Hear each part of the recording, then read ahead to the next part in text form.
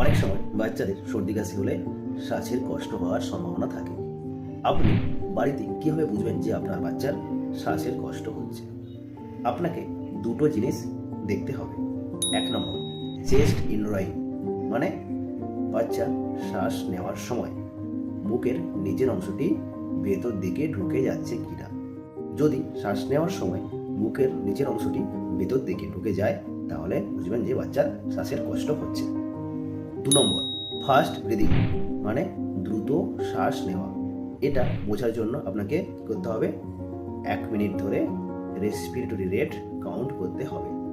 আমরা যখন শ্বাস নেই তখন কী হয়, বুকটা উপর দিকে ওঠে, আবার যখন শ্বাস ছাড়ি তখন কী হয়, বুকটা নিচের দিকে নামে। আপনাকে কি করতে হবে, 1 মিনিট ধরে বাচ্চার বুকের ওঠানামা কাউন্ট করতে হবে।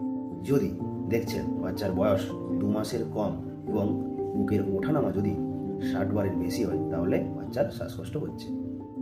আবার যদি বাচ্চার বয়স 2 মাস থেকে 12 মাসের মধ্যে হয় আর বুকের ওঠানামা যদি 50 বারের বেশি হয় তাহলে বাচ্চার শ্বাসকষ্ট হচ্ছে।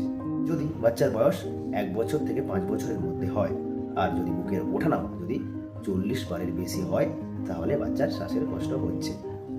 আবার যদি বাচ্চার বয়স 5 বছরের উপরে হয়, যদি বুকের ওঠানামা 30 বারের বেশি হয় তাহলে বাচ্চার শ্বাসের কষ্ট হচ্ছে। তাহলে এই দুটো জিনিস আপনাকে লক্ষ্য রাখতে হবে।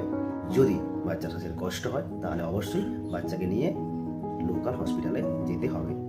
ওকে, থ্যাংক ইউ।